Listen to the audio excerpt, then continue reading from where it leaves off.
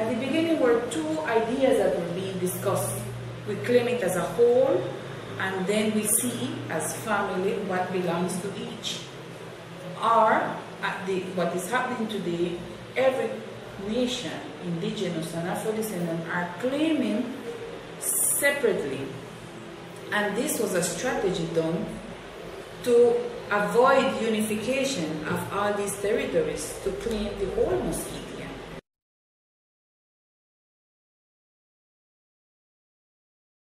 The central government doesn't want Islam. Even though there are political compromise, for instance, the Frente, they have a compromise with Brooklyn Rivera to carry out the demarcation process, one of the compromises. They see it like a threat. But they believe it's a threat, and we are saying, hey, act of justice, finally.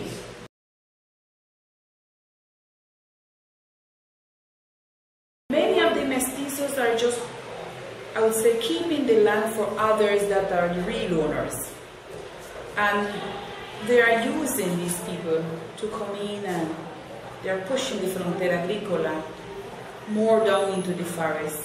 But then we said, if the land is to produce riches, why these people doesn't have economical wealth? Why they are still poor? If they are benefiting from the lumber, they are benefiting from cattle, why they are still poor? Because it doesn't belong to them. You know, they're just being keepers of other people's interests. But then on the other hand, because we found out through our diagnosis that there are a lot of extensions that are being claimed by politicians. But then, you know, something is happening. Is it a policy? It is because the demarcation law that it have more meaning that we see. We are looking at just as a word territorial claim. It might be something that's more than that. If we the native, we the coast people, it's not a surprise that from the Muskegon was annexed to Nicaragua, to the Pacific. Nicaragua leadership, politicians then have a plan from that time to this time to dominate the Atlantic coast completely. It's a policy. It's a policy.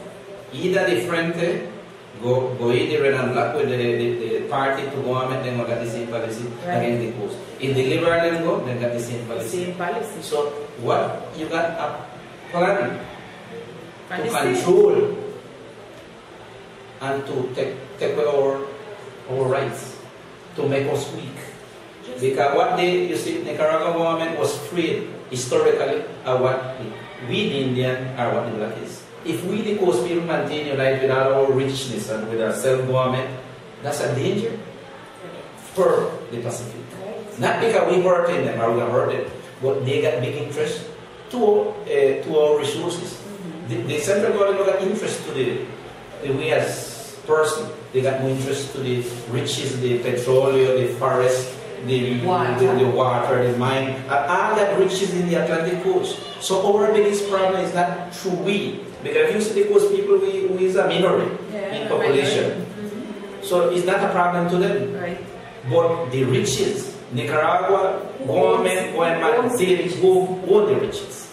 It becomes that it is a constant showing of force, because they want to show that they have power over this whole side of the other country. So if we have two main parties that always want to show who have more force over the whole population here, and that is what influences a lot the demarcation process, because definitely the whole process is technical process. It don't have nothing to do with politics. Right.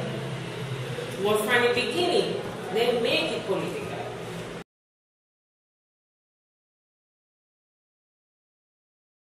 We have difficulties in the sense that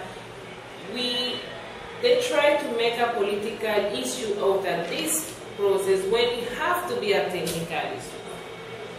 You understand? We are techniques, and techniques is a group of four professionals that see different topics in the whole process. And when we come and sit down with the whole say, look, we have these problems in this territory. What is their orientation? This is not a technical situation. This is a political situation, to their best. So you understand? That's probably we have it from the very beginning.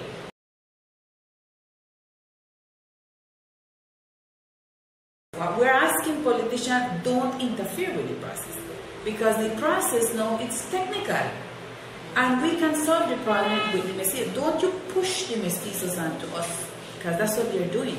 They are pressuring our natural resources, and we are going to defend the natural resources, because tomorrow we're not going to have water. You know how much rivers and creeks have been dried up in the Pacific because of bad handling, mishandling. We do not want our rivers to dry. We still want to have forests. We need our forests because we live off the fishery. You see, so it's a whole situation there that is necessary for us to. And what is taking place is that we have seen that, you know, they had negotiated our land, and now today is an act of justice that we just have to get back onto what it is and try to make a better future. Here is the turning point.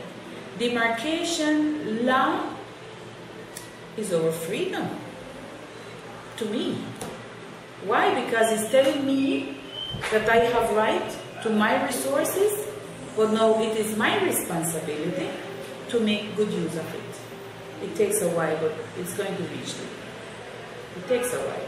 So we're saying, you know, demarcation, some people would prefer the law to be abolished. The Spaniards, them are saying, you know, once we get in government, I don't know which one, if it's liberal or Sandinista, but I say Spaniard in general, because none of them want it, because they feel affected. They are majority. You see, they are majority, but being majority doesn't mean that they have more rights. You know, our autonomy law talk about equal rights, regardless of number of population and level of living condition. That we are equal, absolute equal, it says. The demarcation law is giving rights to the indigenous and Afro-descendant people, but also recognizing individual rights of everyone. And there are different forms how we can solve it. The thing is that the mestizos believe that because they are majority, they can turn and twist the law according to their own interests, and it's not like that. We are saying, come, let us sit, let us talk, let us find a solution. There is enough for everyone, but there is something that we must respect first, which is our law.